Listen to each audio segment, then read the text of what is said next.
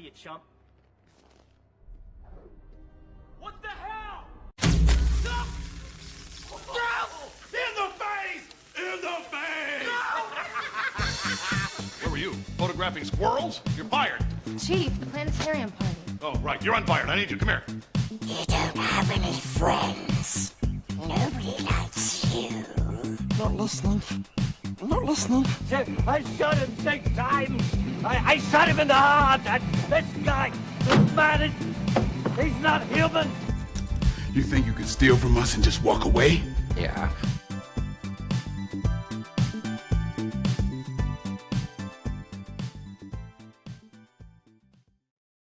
Welcome back to another episode of Get a Load of This Movie, a franchise movie podcast where we have a very, very special guest today as we are talking about Spider-Man 3 of the Tobey Maguire Spider-Man trilogy. That's correct. Spider-Man 3 with Tobey Maguire. And we actually have Spider-Man here. Hey guys, how's joining it us. going? Very happy to be here. Very, very special guest. But Spider-Man, I know we all already know who you are, but do you want to reveal yourself to us and show us your secret identity right here on Get a Load of This Movie, a franchise movie podcast? Do you want to reveal yourself? This would be big scoop. With great masks comes the great ability to reveal one's face. To take it off, right? Let's take that mask off. Unless it's breathable and you're ready to talk about yourself for 2 hours within it, that's fine. But if I'm giving How's you the rest chance of to the make it suit? happen. How's the rest of the suit, though? Here we go. Here he goes. Oh my gosh. My gosh. What if... Oh, that's right. It's Grayson Knight joining us here on Get a Load of This Movie, a franchise movie podcast. He is here to talk about Spider-Man 3 with us. Zach, are you excited to have Grayson on? This is actually your guest. So if you want to go ahead and introduce him, give him all the plugs and everything like that, just go right ahead. Grayson is, I guess you could call him my muse, and given that the only two official short films I've made, both were starring Grayson here. He went to high school with Corey and I, went to Mizzou with me. We were both in the film program, and now he leads a podcast of his own. Grayson, do you want to, just because I know I'll forget at the end. Yeah. Would you like to plug your podcast at the beginning of the episode? We got to hit it early. Yeah, for sure. First of all, thanks for having me. I'm a big fan of the pod, so I'm very happy to be here, finally. I will have to talk to Doctor Strange after this race that you guys know who I am. But yes, my podcast is the St. Louis City Boys podcast. We chat about all things St. Louis soccer in general, U.S. soccer. So if you're interested in learning more or you're already a big fan of the beautiful game, come check us out. It's a good time. Try to have a lot of fun over there. So check us out. Spotify, YouTube, we're around. Find us on Instagram at St. Louis City Boys. I'm not usually Spider-Man on there, but maybe I'll have to pull the suit out on this one for next episode, huh? They're quite knowledgeable over there. I remember I listened to them to gear up for the city season, which, didn't go quite as any of us had hoped. It went a little bit worse than myself and they thought, but yeah. But Corey and I do that, Grayson. For you. We do that where we make predictions about the Cardinals prior to the seasons. We've done that the past few times on this podcast. And they don't go as planned, and Zach just goes, nope, not happening. Yep. No. Cut. No. Grayson, I have a question for you on this podcast. Do you hold these people accountable?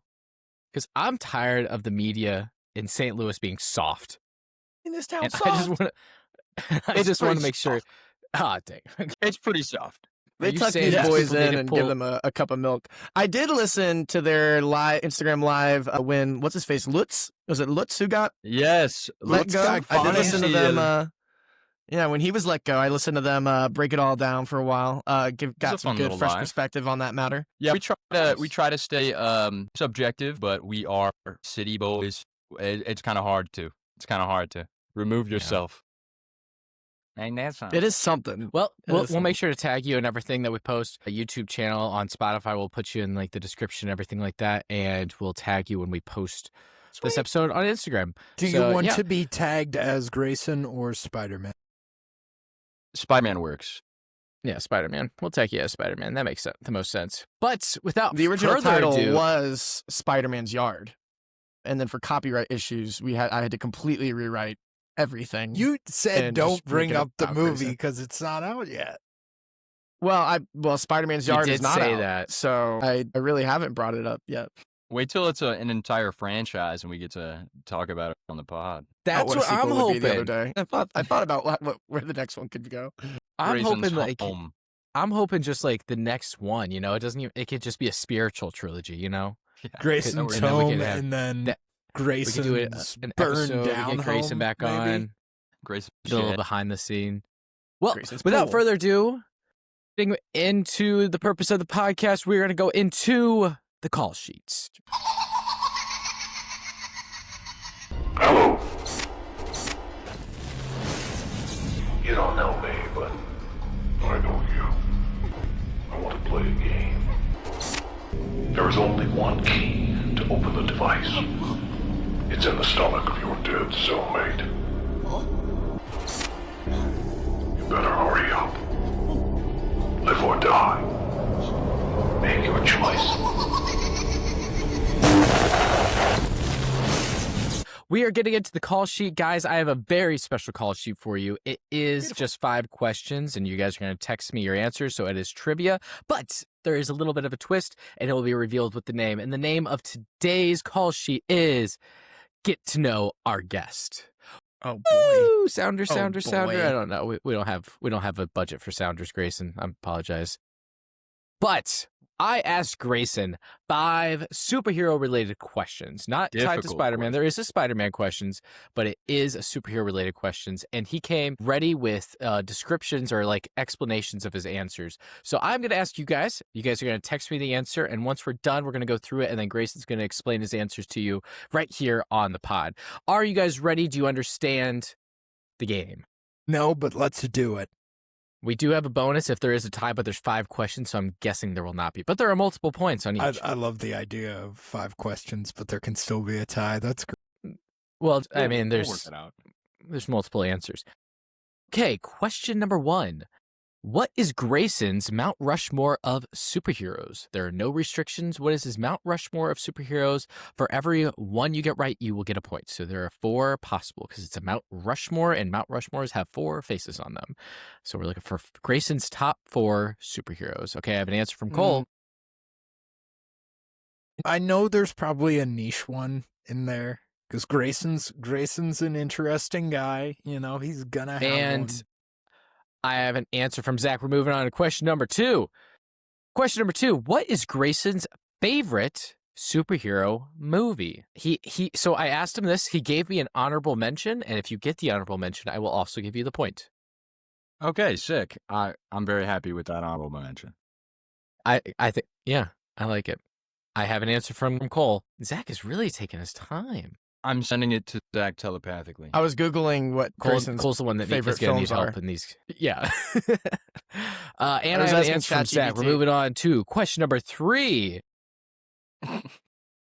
Question number 3. How would Grayson rank the 4 movie Spider-Men? How would Grayson rank the 4 movie Spider-Men? So Tobey, Andrew, Tom Holland, and Miles Morales. Not the live action, just the Into the Spider-Verse Miles Morales Spider-Man. How would he rank those 4?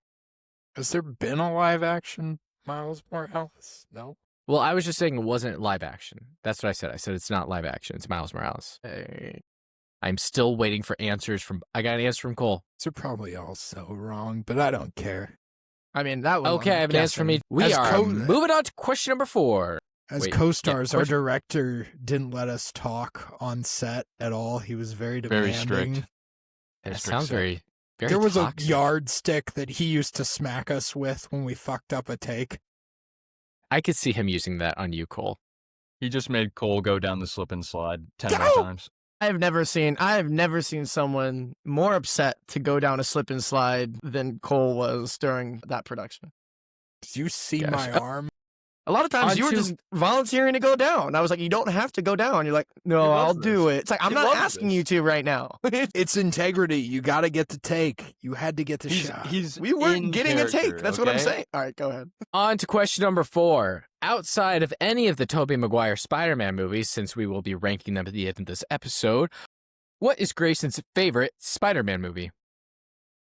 Outside of any of the Tobey Maguire Spider-Man movies, since we will be ranking them, what is Grayson's favorite Spider-Man movie? I have an answer from each of you. We're moving on to the final question, question number 5.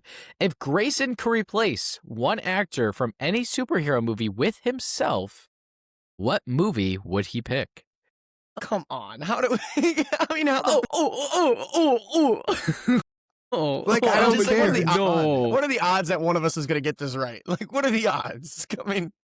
I think Cole's got a pretty good shot. This one was kind of an interesting. That answer was kind of tricky. I changed my answer like 3 or 4 times on that one, actually. Did you actually? That's fun. Well, you'll have to let us know what the other ones were. I can break it down. Man. Yeah. Funny enough, 2 of them were played by the same actor. Wait, them? Wait, so 2 of the people on your list. Is there a list of options? Like, if it's one of, or does it have to be the one he gave you? It's the one. I don't have options. Right? I should have given like options in this. I apologize. That would have been better for you guys, easier. It's gonna be 1-0. It's gonna be a close one. I don't know. I feel like my answers are actually kind of easy. I don't even Maybe know not the where to last begin one. with this one. I don't know. It was tricky. I was like, should I just go a bald guy? Okay, we have an answer from each of you.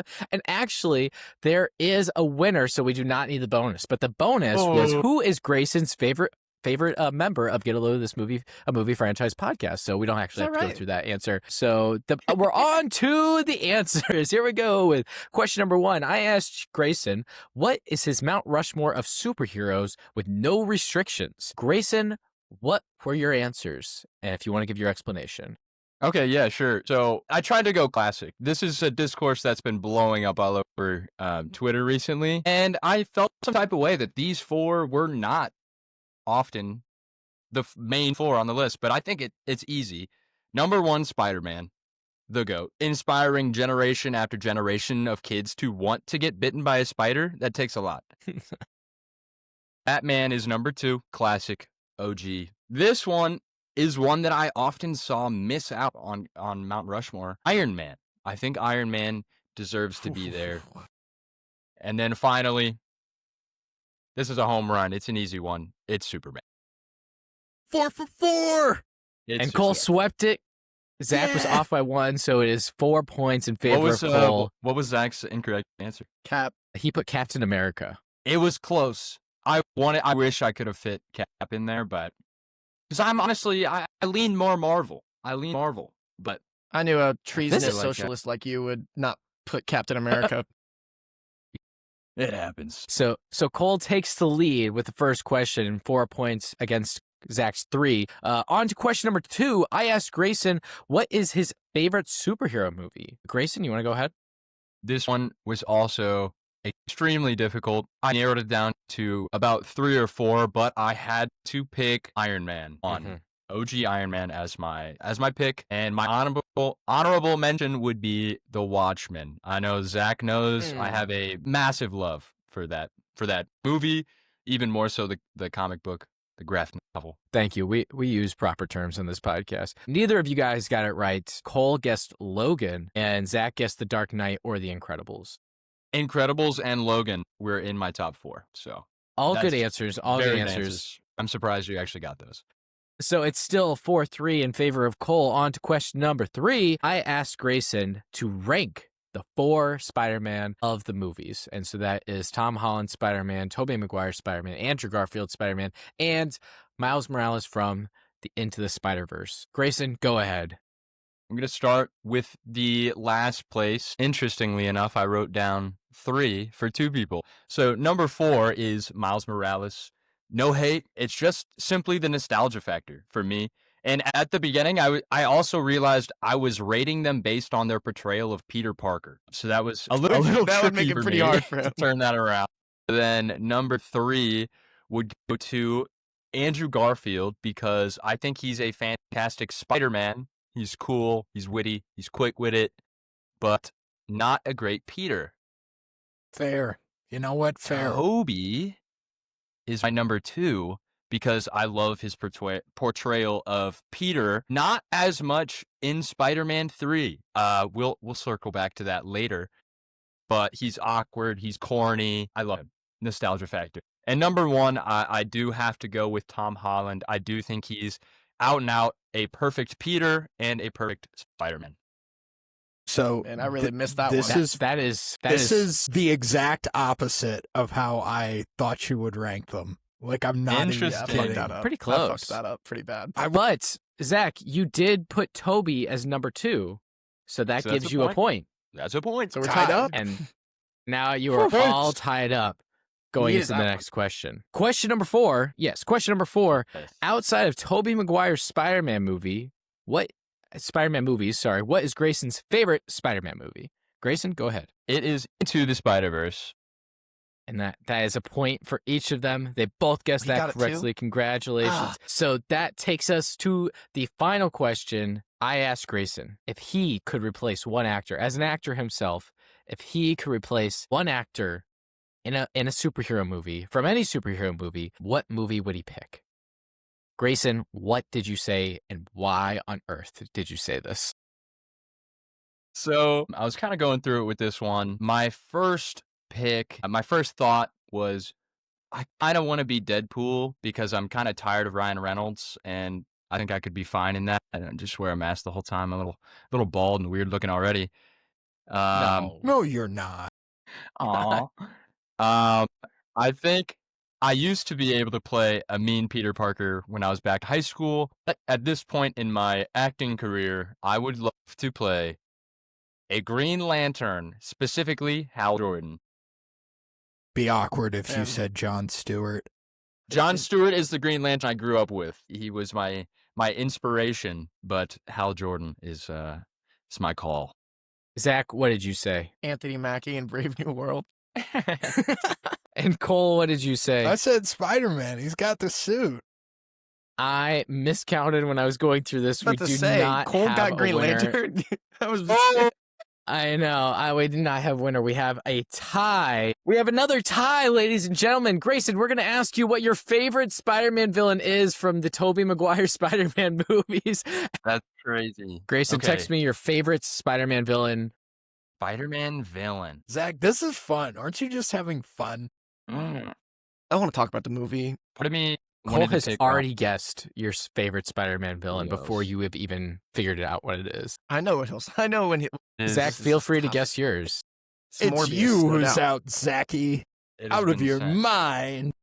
From these movies, these 3 movies. Was that what it was? Yes, from Okay. these 3 movies. I guess that doesn't really change my answer. And we do have a winner. Cole, what was your answer? Doc Ock. Zach, what was your answer? Gabby. Grayson, what was your answer? Gabby. It was the Green Goblin. Zach, congratulations. You have not only taken the series, Never but in you have doubt. swept the Was never series. in doubt. Congratulations. It On to wasn't. the action. Even the opening scene, there's always some random girl who gets a call that undoubtedly ends up getting her killed. It's also predictable. There's no element of surprise. You can see everything coming.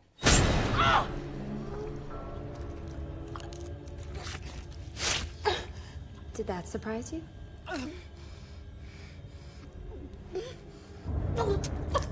Why? Because you talk too much. Now shut the fuck up and watch the movie.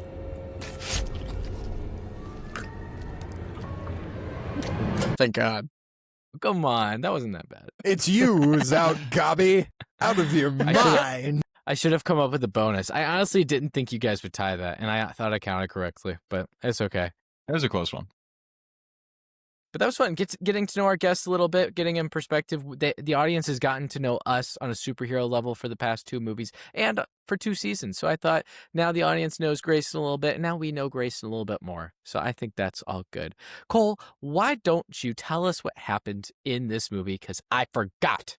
Some things happen in this movie. Peter Parker is living in a rom-com. He happily narrates, succeeds in school, and intends to propose to Mary Jane Watson, who just debuted on Broadway.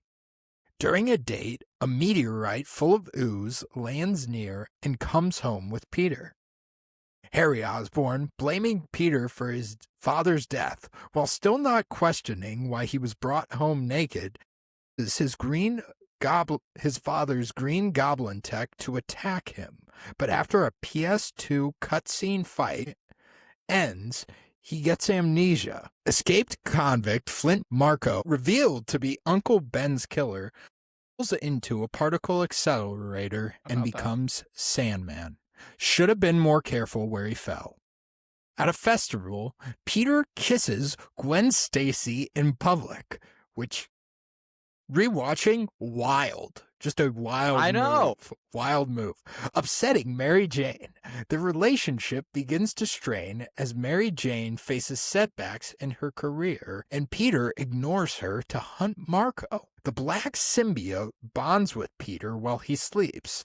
Not okay. Turning his suit black and enhancing his powers, while also making him more aggressive, cruel, and honestly kind of more of a loser. Under the symbiote's influence, Peter defeats Sandman with excessive force, disfigures Harry in a fight, and humiliates Mary Jane at her job, pushing away his loved ones, including his landlord. After realizing the symbiote is corrupting him, Peter removes it in a church. Eddie Brock, disgraced after Peter exposes his fake Spider-Man photos, who coincidentally was at the same church praying for Peter's death, bonds with the symbiote and becomes Venom. Venom teams up. What? Coincidentally. Getting little jabs in your summary. This should be an objective list of things that happen in the film. I like the colorfulness. Venom teams up with Sandman to kill Spider-Man. They kidnap Mary Jane and trap her at a construction site to lure Peter into a deadly ambush, which the swinging in, so hype. Peter and a redeemed Harry join forces, Harry sacrificing himself to save Peter from Venom, ironically dying similar to Norman. Peter defeats Venom by using sonic vibrations and a pumpkin bomb, killing both Brock and the symbiote. Sandman reveals Uncle Ben's death was accidental. Peter forgives him, allowing him to leave. After Harry's funeral, Peter and Mary Jane begin to mend their relationship with a quiet dance. They figure it out. Love. Also, that is pretty damning. You forgot to mention that the black symbiote just makes him horny. Dude, he's so horny all the time. Corey and I talked about that before, like, the episode started. He straight up says to Betty, he goes, "You should come over sometime so I can shoot you." He did say that. Can't say shoot. I had a question. You had a question? I had a question. You had a question? I had a question. Who wrote this movie, and is it different from the person that wrote the first two? Yes. A lot of people. This is a writing team, which the first two were two, like, distinct writers. Solo it was gigs. David Kep for the first one and Alvin Sargent for the second one. This one was Sam, his brother Ivan, and Alvin Sargent. Okay, follow-up question. Sam Raimi still did all of them. How did this... I just... For me, this movie takes a big step down in how real the conversations feel with one another and how real the situations feel. Harry doesn't feel like a real character. I don't know if it's that he doesn't feel like a real character. It feels like everything's very convenient with how things are found out and how things move along. Not to jump too far ahead, but like Harry forgiving Peter because Bernard, is that his name? Bernard, this guy? Yeah, comes along the butler. Yeah, and it's not Bernard, it's Bernard. And he comes along, he's like, no, sir, Peter's right. And he's like, oh, okay. Doesn't sound like that. It's just like, yeah, and it's like, it just goes along with everything. And then, I don't know, it feels like the relationships and the decisions that are made in relationships are very questionable. You know, like, Not to jump all over the place, but like the decisions Peter makes with Mary Jane, even before the symbiote is in there. Well, it's not bold. It's out of character. I don't think Peter would have ever. It's not Peter. I don't think Peter would have ever done that before.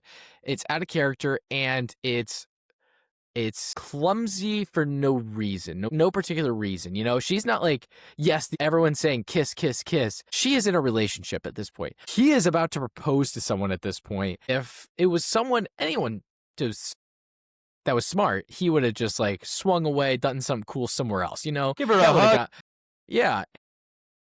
Why, I don't understand. So there was a lot of odd things like that happened throughout the movie.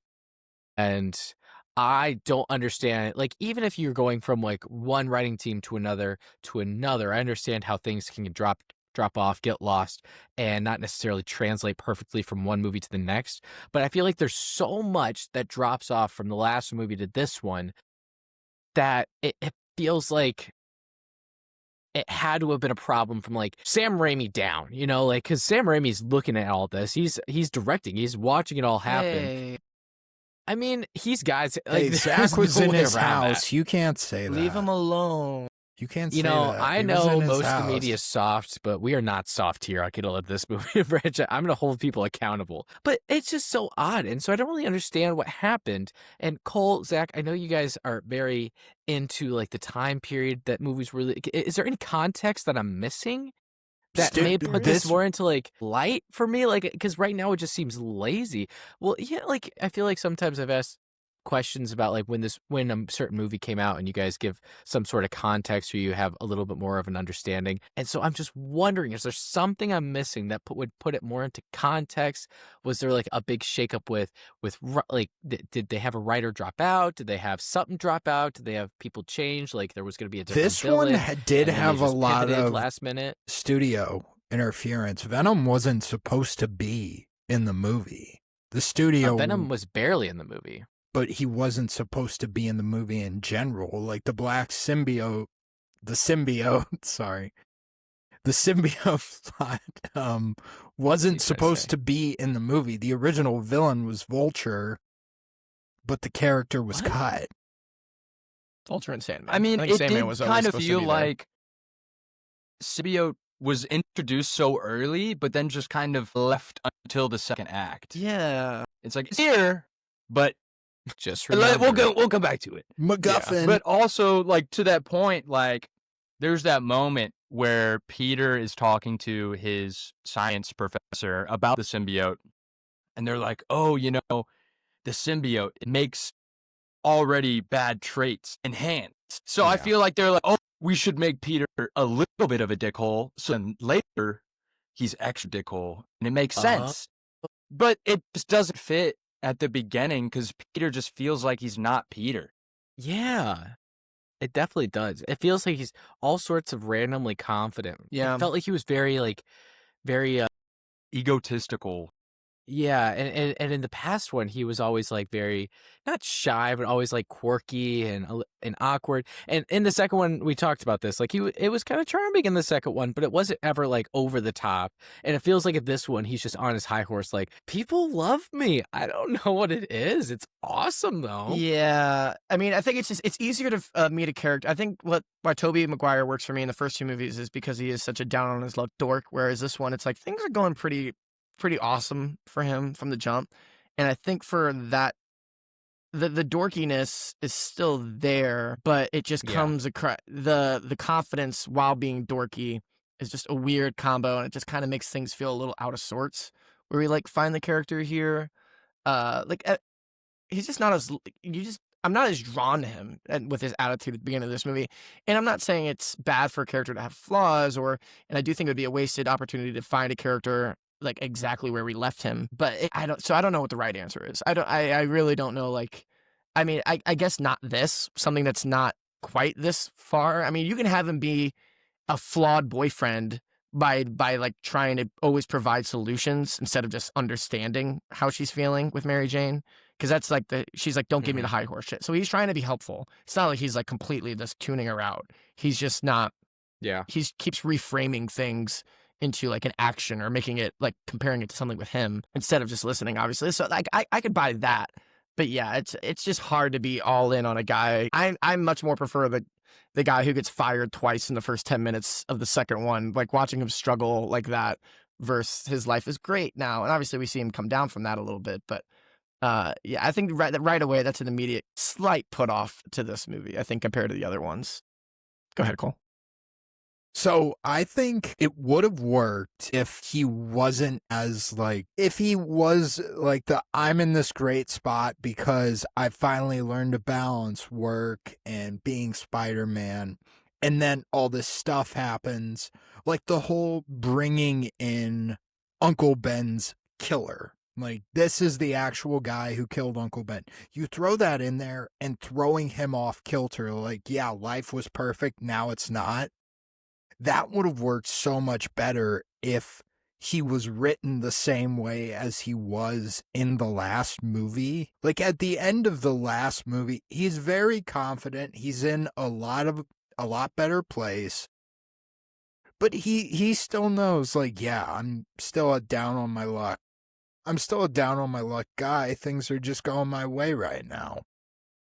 If you can keep that going in a certain way, I think it's more captivating for the audience, and like I would have cared more. I remember not liking Mary Jane in this movie for a really long time, and then I'm watching it now as an adult and I'm like, everything she's doing is so justified. Like, I don't How dare she leave Peter for kissing another woman? That's kind of exactly how I felt watching this movie back. Is like, I remembered being annoyed with Mary Jane and loving Spider-Man, and just growing up is realizing that Spider-Man sucks in this movie. Yeah. I was going through something, guys. I know. Yeah, it was rough. It was a rough time. Grayson, you guys have a favorite, oh, I'm sorry. I was going to say, do you have a favorite emo Peter Parker moment in this movie? I can give you mine right off the bat. Putting the moves on Betty Brant was, that was pretty good. Yeah. That was pretty. I like when he gets all up close to the hostess and is like slips her $1 bill and is like, find us some shade. Yeah. Hot lips. He calls her hot lips. I have 1, 2, 3, 4, 5, 6 quotes from evil Parker that I absolutely love. Yeah, I can run through them real quick. You want forgiveness? Get religion. That's a banger. That way, it justifies him being in a church later. You know. My God, it all comes full circle. He's getting religion. Screenwriting right there. That's screenwriting 101. That's the type of great writing you can only get with 3+ writers on a screenplay. Being on the street, he's walking down the street and sees that Eddie Brock's photoshopped pic of Spider-Man is on the front cover of the Daily Bugle, and says to nobody, I'm going to put some dirt in your eye. That's great. All right. That's character development right there. Find us some shade. Thanks, Hot Lips is a classic. He said hot legs. Is that Hot Lips? Hot Lips. And then I'll hit you a little move. Now dig on this. Ooh, here we go. It's like a slow snap with the shoulder. Yeah, man. So good. And I got one more, because this is my favorite quote in the entire movie. I quote this to this day, and it's not Peter. I protected you in high school. Now I'm going to kick your little ass. Ooh. That is the fight scene inside of their manor. Look at little Gobby Jr. Oh yeah, look at little Goblin. Cry. You gonna cry? So good, so good. I love you. He loved me, and you took him from me. He despised you. It's just while watching. It's just kind of like I'm kind of overwhelmed with like a how did this happen type of like was there no one on set or in the like watching the dailies in the like the studio office and be like, I didn't catch that term. I don't know if this is the right path for this. And yeah, I think a lot of it does. I'm torn on it. I guess I'm not really that torn. I'm pretty definitive on it, actually. What I am torn on is the main issue with this movie for me, and I think this is where a lot of the problems we're talking about come from, is that they up the stakes too much, and they think upping the stakes means you have to throw more villains and more storylines and go bigger. This movie is 20 minutes longer than the other ones, and it kind of seems like if anything, if you're going to go this much bigger, you might as well make it longer, because I think they have so many storylines here, and I feel like they kind of undercut all of them. To where like each one's not really that satisfying, and they all are kind of disparate as well. Like they don't really like play into each other at all until the end.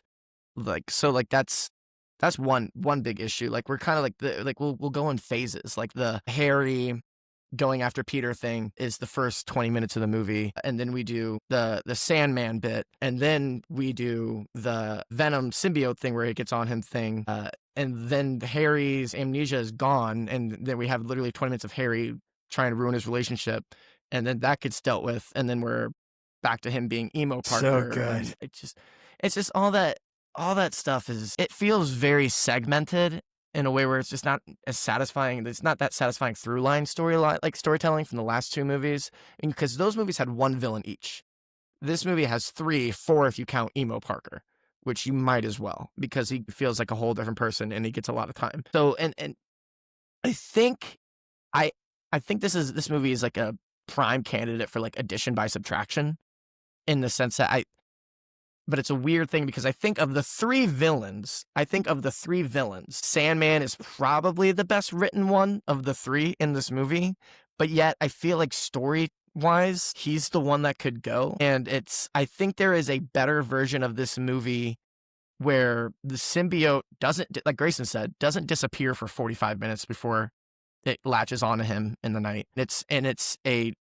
Peter has, takes a darker turn, not an emo turn, kind of like how he, stylistically and how he behaves here. But like, the black suit Spider-Man storyline in general, that could be cool. That can work. Probably not the way they execute it here, but it could work.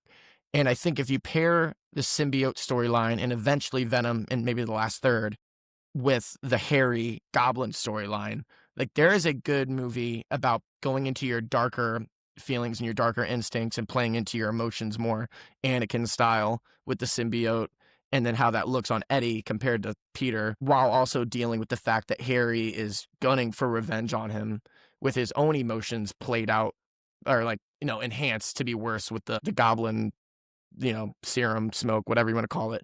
Like there's a version of that, I think, that is really satisfying and cohesive. So even though Sandman, I think I don't mind when he's on screen at all out of the 3, like less than the other 3, because I kind of bump on parts with Eddie and then parts with Harry more than I do with Sandman. I feel like he's the element of the story that probably feels the least necessary. Like you need it to work. Yeah. So I don't know how you guys feel about that, but I think it is just too many. I mean, I like Flint Marco's character. Like in the beginning of the movie, he's really likable. I mean, you really relate. Not necessarily relate to him, but you feel for him, like he did some bad stuff, but he's got a kid he's got to provide for, so he breaks out to see his kid, and he can't see her because, he's still on the run and all this stuff. But then I feel like the retconning of Uncle Ben's death, just one, it takes away from the initial movie and how Peter dealt with that. But 2, it just it feels like it's just a lazy way to make this guy evil. Marco's evil. But then I guess he does get redeemed in the end. But also something I really wanted from the symbiote in this film, I wanted scenes of Peter, or less scenes of Peter and his action with the symbiote, and more scenes of black suit Spider-Man, like not pulling his punches against like street level criminals, like low level people. Like someone steals a purse and Peter beats the shit out of this guy. I'd buy that. Just he's no longer the friendly neighborhood Spider-Man. He is angry, and he's taking it out on everybody. Yeah. Here's one obvious symptom of why there's too many storylines in this movie, and it's so clear. So it's not subtle at all. Now we start with the Harry thing. Probably, yeah. Now dig on this take. Cliffhanger with Harry at the end of the last movie, I think, is really executed well. Like, I think it's a really good ending scene in the second one with him and his Willem Dafoe, and then he finds the goblin stuff through the mirror, and the goblin music comes back and all that. So you're excited for where that goes. This one, it gets off right. It goes quickly, right away. He attacks him within the first 15 minutes of the movie, right? Or something like that. And then gets a concussion that makes him forget everything. And it's just such an obvious, so we don't have to deal with that storyline for an hour, plot beat. It just kills all momentum for that. It's I like when he hits his head really hard and Peter just starts doing CPR on him. I'm like, that is just not the issue that he's experiencing. He gets down there and he yells, smacked his head against the concrete. Yeah, he stands over him. You know what I would have Yeah. loved if they were like, his ribs are broken and he has a snapped spinal cord, but he's going to be fine. Because that's really what we should have been concerned about. I mean, that scene is good. I think I do like that. Cole got a nice little jab in at it. I actually do kind of enjoy that scene overall. The Got moments where CGI it doesn't just look great, made me think of Daredevil, and I was like, I like Daredevil. Yeah, I do like the old Daredevil. Well, I thought you were talking about the CGI in the first episode of Born Again, which was subpar. But I do like that he's like trying to like. It's the first time we've seen him have to like do a fight, not as Spider-Man. Like he's completely Peter Parker out here fighting Harry. I like that, and then the ring as an added bit of stakes there that he just got from Aunt May. Like I think that's really clever. So like that is a good tense scene. I just think it's just like the momentum is just killed with the amnesia plot line, and also James Franco. I think he's like too dopey. Like, did this concussion make him like? I know that face. Yeah, You made him seem like a little kid again. Like it turned him into like Saul from Pineapple Express. Like it turned him into that character minus the weed. Like that's I see that. I do think okay, come on. There is, and also the design is kind of weak on New Goblin. I would have almost preferred like, don't we see like a silver version of the original? So mask? it's gold, Yes. and the character of better. Hobgoblin. So in the comics and the cartoons, there's the Green Goblin, and then there's the Hobgoblin, and the Hobgoblin is like basically gold Green Goblin. But it wasn't Harry. In this Harry one, it was looks like never a Hobgoblin. ball mask. No, I'm it was just not a fan. supposed. Yeah, It's supposed to be that's Ned exactly what it Leeds. is. It's Ned Leeds. Yeah. So watch out for that in Brand New Day. Whoa, is it picture actually? that. I'm gonna Could be. puke. I can't picture that. Could be. I'm gonna text Ned right now and make sure we're cool. Yeah, get on Right, that. that's a good Hey, call, they Spider-Man. actually they did allude to that in one of the earlier Spider-Mans. Now that I think about it, when Ned's like, "I'd never turn on you, man. You know that."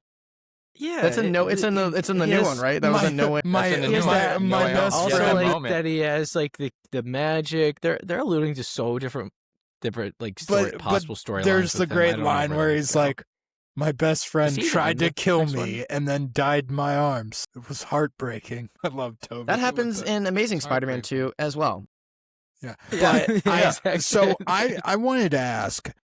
So in the first movie, we get like it alluded to, Norman's not like, he doesn't have all the screws fully tightened, which leads to the whole Jekyll and Hyde persona. Could they have done something with Harry where he does get this amnesia, but he still has that Jekyll and Hyde persona? Because we kind of get it alluded to that, yeah, it makes him stronger, but it doesn't do what it did to Norman. It teaches Let him me- how to do the let me twist ask as you. well. Let me ask you, Cole, why? Why would we need that?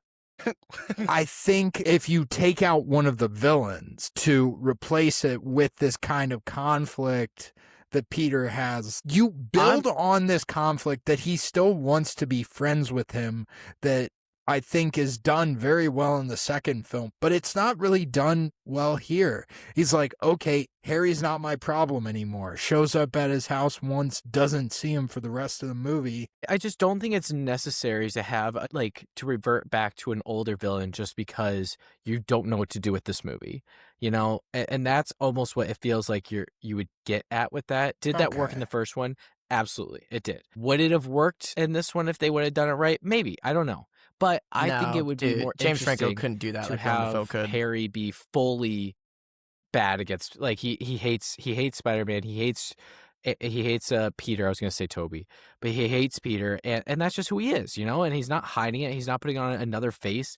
He's he could be publicly ruining his dad's company. It feels like all that stuff went out the window, like no one cares about, he just has money, and they're accepting that at this point. It's like him being the CEO or whatever of the Oscorp. Oscorp. I was going to say Osborne Company, but of Oscorp doesn't even matter in this one. It's merge them it's- together. but it's Nara. never brought up at all. And so all the villains the first two villains are villains that you you developed before they became villains, even a little bit with Norman, and then throughout you see like a progression, you know? And I think both of those are interesting. And this one, all the villains are kind of forced into this role without it really making any sense. I mean, Harry's makes sense, but Harry's the ones that makes the most sense. But like Zach said, they kind of gave him amnesia just so they could be done with him for a while, and then they come back to him when they're ready. And so it felt like it made sense. It made sense, and then they were like, "Let's calm down on that. Wait, that was too presumptuous of us. We need to have these other villains, and so we'll have an alien come down, and we'll have this guy fall into a particle collider somehow randomly without any warning whatsoever. He jumps one fence, and there's a particle collider 10 feet away. You know, and then of course the police are gotta be careful right where there you as fall. well. Yeah, literally walking right up to the particle collider, and they're like, "Oh well, That is I a guess joke he's in No gone Way now." Home, isn't it? Yeah, it's just like you can't. I fell into a particle Vat of I eels fell into a yeah, pot of vat of electric eels. Got to be careful where you fall. See, and so reverting back to an old villain and an old tendency for a villain, I think if they would have done it in progression, like continued the progression, I guess would have made sense. But then this movie would have been, it should have completely focused on Hobgoblin, Green Goblin, whatever you want to call him. And I don't think they were prepared to focus completely on him from the start, having this big conflict. Of course, yeah. And I think it's because they have too many other villains. But I think it's because they had to make time for Sandman. If they cut out Sandman, then you have time. You don't have to do the amnesia thing. Maybe that's it, but I also feel like they didn't really have a story ready for him. Even his story, it fell apart, or it's ended. He got to where they wanted him to go with just one talk with his butler. Like at the very end, they knew where he started from the last movie, and they knew where they wanted this movie to end. And they were like, "How do we get from point A to point B?" And they're like, "Evil, good, shit, evil." Yeah, good. It's like we completely forgot to get to point A. Let's just get to point A really, really fast in 5 minutes span instead of spending any time on it throughout the entire movie. I wonder Let's actually have him beat up this guy. Writer's room was like, you know, that scene, Always Sunny. Charlie's got all the threads. Pepe Sylvia. Here. Everybody pick a villain Sandman and write it out, and then we'll shuffle all the papers up. Oh my gosh! So yeah, Sandman reminds me of when he's in sand form, when he's first trying to get up, and he's just walking around in sand form. He reminds me of that 1 million ants guy from Rick and Morty. 1 million. And I wanted to talk about that scene just because I actually really like the effects in that scene. Yeah. And the symbiote effect, I think, is so nice. Symbiote looks great, actually. It's slimy and sticky. It looks so good. The movement is so good. It's an ooze. Yeah. Almost. It's like a good ooze. Oopy and then I thought goopy. the sand effects just so nice. And like especially that first scene where he can't even pick up his own like locket of his child. At that was first almost it's like emotional. Oh my god, it's like heartbreaking. Like even though he's like you already feel for this guy, and now he's made of sand and he can't even put himself together. Like it's like, oh my god, I love this guy. I do love that There's a moment deleted just scene. because of the way he reforms himself too. Yeah. It's baffling the things that make this movie in terms of like the emo Parker scenes and then the stuff that gets cut. Because there's like a deleted scene where he's like, after he becomes the Sandman, and he's like watching his daughter play at like a playground from a distance or whatever. And then like she like, I guess they're like by the ocean or something. Because she walks up to this like beach or something. Or is a sandbox? I don't remember. Either way, he like goes to the sand area by where she's playing and just becomes like a little sand castle for her to come sit by or whatever. And it's like, that's a really good scene to have. But I guess for pacing or whatever, they needed that dance montage. They not one, not two, but 3 dance scenes in this film, 2 of which with emo Parker. But all of those had to stay. We needed MJ and Harry to do the twist in the kitchen, but we can't have this really. We nice have to scene show that with they're Sandman and both his bad daughter. at cooking. They have this commonality still from high school, and the affection is still there. What were they making? Okay, well, let's An talk about omelet? Venom. Yeah. Let's talk. Let's talk about Venom because I like what Grayson said about I liked what Grayson said about the symbiote because I do agree that I think the symbiote itself Not even talking about the character of Venom that when he attaches to Eddie. But I think the symbiote itself, the effects, the way it moves, that stuff I think all does work for me. Maybe not the way they use it in the story, but I think in a vacuum, the symbiote's cool. And I think the scene where he becomes gets it Venom. off. Yeah, I should phrase that differently. I think the scene where Gets he the symbiote He off. gets the symbiote off. How does he do that? when he goes into How the does one church do and that? it's does like he yank? At church? that church scene might be the peak of the movie. I think actually, as we can talk pretty about good. coincidences all day, but I will allow it God, because I do think I that's my come favorite part of the before movie. you humbled and humiliated. Trailer line, I believe, if I recall. Yeah, that's the trailer. Like, I remember that being like the first trailer for the movie is him, and then it ends with, "I want you to kill Peter Parker." That's a good line. That is. I love that it's become so popular again. Like that's like he is known as Peak like hater. that's like an one peak hater meme Well, right there. It's came to the surface because the whole, I don't know, rose to the surface again because in Superman, Lex Luthor has the scene where he's saying 1A, 1A, 1A. And the implication is that he programmed 13,000 moves or whatever into Ultraman, but the first thing he thought of was, I'm gonna punch Superman in the face, because that's what A does. Like where to begin? Punch him. Punch It's him in the not face. kick him in the balls, which is like if you hate someone, like, that's the 1B. first thing I'm thinking of. But he goes, I'm gonna punch Superman in the face as hard as I can. Either way, Spider-Man banging that bell and the symbiote, like when it like jumps off his face for a second when the bell rings and like roars. That's like, scary. oh yeah, that was so scared. I really love that stuff. And the way they depict him. Let me ask you this. And I feel like I probably know the answer, so maybe not a hard question. What depiction of Venom do you prefer? This version of Venom or Tom Hardy's kind of buddy version of Venom from those movies? Grayson, if you would like to go ahead and start. I don't know if you've seen those, but Yeah. So I actually have not seen the my gosh, new what an Venom awful series. first person for me to start with. I know, but I do want real quick. I will say I loved Topher Grace in this movie, but I wish he wasn't Eddie Brock. Like, I wish he was just a rival in the Daily Bugle because I love their banter. Like their like hatred of each other is so fun, but I don't think he's a good Venom. But I like the character. He's such a little enough. fucking weasel. He's such an a evil weasel, man. He's good. I like him. But I as don't for, know. Oh like, yeah, go ahead. versus like I haven't seen the new Venoms, but like as we're saying, like more of a friend to his host rather than like just a quiet, violent machine kind of portrayal. I kind of like how it's not kind of humanized as much as it is in the new Venoms. It's just an alien that makes you evil, pretty much. Yeah. Brings out the worst in you. I think this Venom's scary. It is scary. Maybe this guy's He scared. likes being mean- bad. It makes him happy. I like that he's got a little screech sound he makes. That's fun.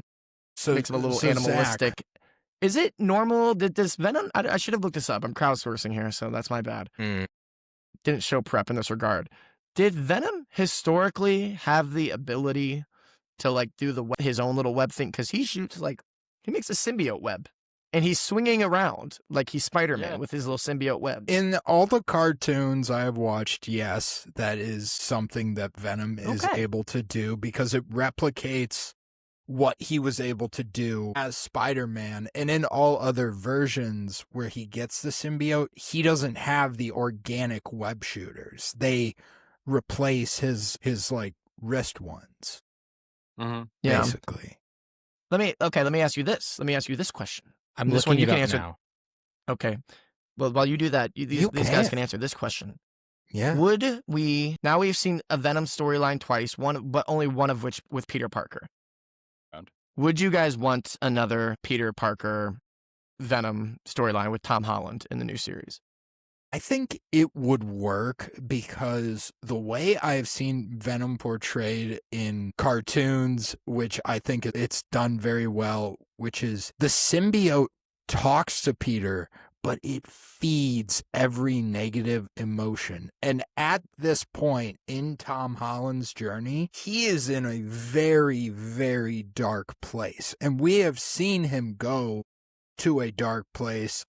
The fight with Green Goblin, for instance, which I think is one of the best sequences in No Way Home. But yeah, I think Tom Holland would do a great job. His Spider-Man would do a great job with a Venom. And I think it would work very well for where he's at in his character journey. Grayson? I would have to agree. I think Tom Holland's portrayal of Peter Parker and Spider-Man is, like I said earlier, almost ideal to me. And we've always seen Peter still be able to come out in the morally good side. He's always making the correct decisions, even when he's struggling with Green Goblin and he is feeding into that darker side. We're still rooting for him, right? So I would like to see, like, kind of what you're saying, where Venom opens that dark side to Tom Holland's Spider-Man that we haven't seen before. Like you said, this is moving into, like, this would fit directly into where we're at in the timeline. Obviously, they're going, it seems, a lot of other directions with the new movie. And I don't want it to be another collection of villains being thrown at him again. I'd kind of like it to be like a 1-2 villain thing if we're going to do Venom. Actually take the time to do it correctly. You know, Zach, I'm not looking to make anyone happy. Good. I'm not really worried about what people are going to say, so You're not I'm going to running for have to office go ahead and anytime disagree soon. with you guys. And not anytime soon. 2032, I believe, but not anytime I actually soon. didn't say my answer yet, so you're not disagreeing with me yet, because I have a wild card answer for myself, but you go ahead. I'm going to say I do not want that. I do not want Tom Holland's Spider-Man to interact with Venom. I don't think, now that we've seen it and we've seen it done in this movie, which, I mean, not to give anything away, is not my favorite Spider-Man movie. And we have the 3 Venom movies where we have a lot more. I just think it's very saturated at that point. And when you have a character that's very saturated, as Spider-Man is already, and there are so many different villains, you know what? And you don't even have to stick with those villains. I don't understand why these movies always stick with comic villains and they never want to make up their own. No, Batman show, or the Batman animated movie Mask of Phantasma, is that the name of the movie? The Mask of the Phantasm. What did I say? Mask of Captain Phasma. But that was like they're an original villain, right? A damn good film. And like they knocked it out of the park. So I think it's like damn good film, Jack. I just think trying to rehash movies like that, or older characters that you've done the exact storyline, maybe not exact with the characters that, like, your characters you're currently dealing with, but you've touched on that storyline and you have multiple movies of both characters. Like, move on, find something different. I think you can accomplish, like you guys said, Tom Holland will be in a very dark place going forward because, like, he's losing his friends, losing his girlfriend. He lost all of his technology. He's kind of all alone. So he will be in a dark place. I think there's something interesting that can come from that, but I don't think you necessarily need to rely on a villain that people are pretty used to at this point to get to the ultimate end goal, which is make it an amazing movie. That being said, if they have a great storyline that they're like, we need Venom. Venom is the character that will be the antagonist for this story, and it is really, really good, great script, and it works very well, then I'll eat my words and I'll say, yeah, you know what? That was a great call. They know better than me. But I'm going to say right off the bat, I don't think they should say, we need to go Venom. Let's make a story. Fair enough. So my answer is, I'll keep it brief. I don't know if I need it in a Tom Holland movie, but, and I don't know how it would fit into what they're doing with the next one, because it seems like they already got a lot to deal with. But if in the animated Spider-Verse films, I am curious how Venom would look with how much I love the animation in those films. I would like to see some version of the symbiote or Venom show up. I don't know, with Miles Carnage. What about Morales or one of Carnage? Good. Carnage, maybe. Good answer. Woody Good Harrelson answer. Carnage. Woody Harrelson Carnage. That could be fun. But yeah, I would be interested in that because that would be something different. A different medium format, whatever, what have you, with something we've already seen before. So that would be my answer on the Venom symbiote storyline. Let me get a Sydney Sweeney Venom.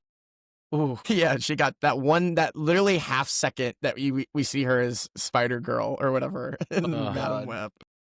Wow, what a film. I'm already burnt out. Yeah. We're doing Morbius, Craven, and Madam Web next, actually. I'm really excited. What a trilogy. Really excited. I still haven't seen Craven. Me neither. I don't know I've if seen the others. bad. I will. I did see Madam Web and Morbius, though. So that I would say Morbius is really Ironically- bad and boring. Madam Web, I had a good time in the theater with that movie. That was a fun time. Joel and I had a ball watching that. Yeah.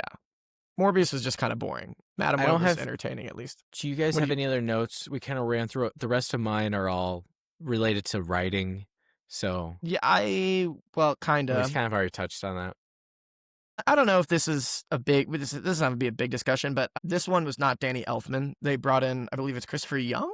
Was that the name? I know him more from like horror movie like scores. I think he did Nightmare on Elm Street 2 and he did Hellraiser, which is a really good score. And then Raimi, I think, kept him for Drag Me to Hell, which was his movie after this. I know it gets memed a lot with the symbiote theme, with like, I've seen that image of like Peter sitting there on bed, like kind of mad and crying, and then like it plays and he like kind of like turns around or whatever. Like that, I've seen that a lot.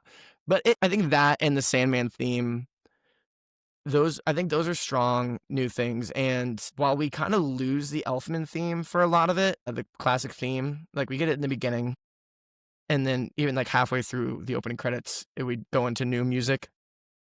But I think the fact that we do save it for that moment toward the end, where like the whole crowd turns around and sees Spider-Man coming, I think that it being held from us for so long in the movie makes that moment actually really effective for me. I mean, like, far be it for me to resist propaganda, but him landing in front of the giant American flag with that music playing and everyone clapping, I was like, God damn. Don't get him. Go fuck up that Sandman. Fuck him up. You get this. And I also think it's used very well, the theme where Harry comes flying in and it's like the hero coming to save the day moment. I think that's where it's used effectively too, like the build up to them going up to save Mary Jane. That's very effective too for me. Yeah, and that's why I just kind of think that if this movie had, that right there, Cole, if this movie had really let the new Goblin storyline be like fleshed out throughout its entirety, and Let the Goblin out. how do you stretch that out for that long? If Peter is unaware at first that Harry is gonna do this and take the serum and all that and try to kill him as the Goblin, you could just have it be like that Harry is still part of himself and he doesn't like hate Mary Jane. Like they used to be friends. So if you see him more conflicted about it throughout the film, that would just be such a more interesting emotional story as that progresses. 100%. And then it gets really violent toward the end, and that's, that would be interesting. And then maybe it gets played into more when Toby has the symbiote and it makes him the worst. Peter has a symbiote and makes him the worst version of himself. Like that way, that version of escalating that conflict could have worked without like an amnesia thing to put it on pause. But yeah, I don't mind when he shows up at the end. And I do kind of like that setup of Venom. I don't really like the whole crowd watching the climax of the film storyline or kind of setup. That's kind of It's getting cheesy. hard to describe. But I don't understand how these crowds just willingly gather around these crazy events. I mean, that would be interesting to watch. sprinting if you could watch it at an okay distance, not at the bottom of the construction site that they're currently fighting actively falling down. there is a big sand monster that is And they're just like at the board, like the little like fence area that the construction guys set up. Not even like a fence line that the police set up. That they're not even there. They're just, I just can't. I don't know what these people are on in this world where they're like, Spider-Man will save us. So No biggie. it's kind of did. silly too when you think about it. J.K. Simmons comes in and there's this little girl taking Good gag. pictures. Yeah, where's her parents? Yeah, and he Send just me those. films. She's actually there. You for know, you can documentary actually reasons. see her, like, she slowly, like, moves the camera down, and you can kind of see her take the film out of the camera before she hands it to him. Good for continuity. There was a script supervisor on that set. I think Thank that God. I hinted at this maybe in Took the first majority movie. of the I days think off, when- but not that day. Nice. I think I brought this up in the first movie, like where I compared, where I'm sure people are sick of this conversation, but when I bring up movies that have the sauce. And I said there could be a good movie without the sauce, and there could be a bad movie with the sauce. We talked about that, like Mission Impossible 2. Or, a movie that you could see playing at midnight and crowds showing up for. I do believe this movie would be a movie that people would show out for at midnight to watch. Because even when it's clunky. No, disagree. Well, I don't think you would. I don't think you would. I think I know a lot of people who would. I really do. And I don't think it's boring. I do think it's really flawed and there are a lot of problems. I do think it would be like a big crowd movie. And I think it's because there's like it. Now, let me get It's this straight. memeable. I think It's Revenge of the Sith memeable. is an infinitely better movie than this. I really do. I love Revenge of the Sith. But it is so these two movies, Revenge of the Sith and Spider-Man 3, I think are probably like the two most like memed movies in terms of like just specific moments that I see used over and over again on the internet. And I think that does have something to do with it. There is a rewatchability factor even with the flaws. So like I don't know. I mean, and I think part of that is I do think the actions, there is still merit in this movie. I think the action scenes are still good. Like I do think like even though I'm frustrated where the storyline goes, I do like that first Goblin versus Peter fight. I do think that's mostly kind of entertaining. I think the crane scene is, even though it's not like a long scene, I actually really enjoy like the malfunctioning crane going into like Gwen Stacy's modeling shoot. What is that The thing photographer doing in my the photographer background? is so funny. I love the photographer. What's in that doing scene. in my shot or whatever? What's that doing in my background? Yeah. Well, I mean, I know. Well, I love how casual Eddie Brock is with, I'm Gwen's also dad, how casual they dating both my are about daughter. watching her probably about to die. That's what I was going to bring up when talking about that final scene. You guys talking about how there's people gathering under this dangerous object. This guy sees his daughter hanging from a building and he's like, "Who are you, by the way? Like, let's hash this out real There's quick." just no way. Let's have a There's just no conversation. way. Either What way, it- when Spider-Man shows up and like, this is definitely, I think, like another great example. I noticed it more in the first two movies, but like Raimi takes full advantage of like Spider-Man's powers in terms of like how exciting you can make a scene with the things that he can do. But him navigating through this falling debris, like to catch her before she drops, like the way he like pushes himself off that like falling piece of wall to grab her before those other two pieces like collide in midair. So she wouldn't have even like died upon impact on the ground. She was about to get smashed by these two like On the way debris in down. midair. Yeah. Unlucky girl. How does that work? And either way, I don't know. It looked like it would have. Yeah, I don't know. I mean, there's also a part like that in the Goblin versus Peter fight where there is a piece of wall falling off a building, and he's like on it, Yeah. and he's like, And he as it's climbs spinning, kind of like around it. looking around. Yeah, I thought really he was like that gonna dispose of that wall to hopefully save some lives down in the street. he's But he looking just for smashes it into the side of the building and just lets all the rubble just fly away. Yeah, he's got bigger fish to fry. He's got a ring. Yeah, he's got to get that ring.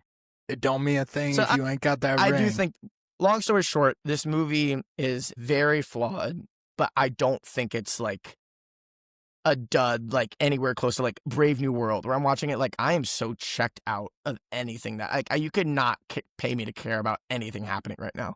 Like this, like go ahead. Zach, I was gonna say, can I offer a rebuttal to that? Because Yes, please. I think what you're feeling as the sauce in this one is just a continuation of what we felt from the first two. Because I don't think this does anything like the first one. and the second one, I think, had the sauce, but in different ways. It had like that special thing, but the first one Sauce? had it. The first one had it in a, ranch, yeah, hot sauce.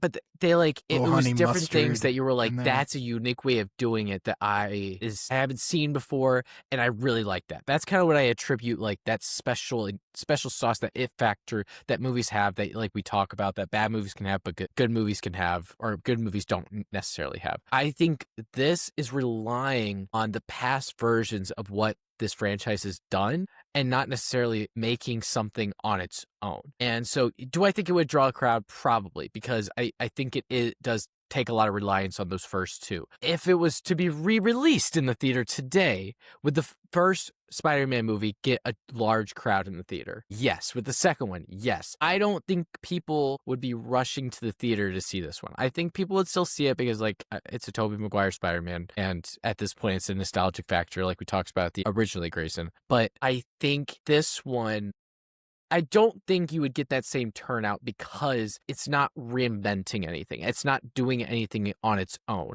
It's taking stuff that it's done and then just like trying to find a different way of fitting it in, but it never really gets a hit. It never really goes and runs with its own thing, you know? Like the way you talked about an example in the first one, like the shots, it goes into his chest and you see, Like the transitions that we're talking about? The transitions you were talking about. Like that was kind of stuff we attributed to that it factor, that special sauce that we're talking about. And the second one, it was just like the camera movements and the fights that we talked about, you know, which it had in the first one. But I think like the fights with Doc Ock, where it was like zooming in, and like all that kind of stuff, I think it did really well.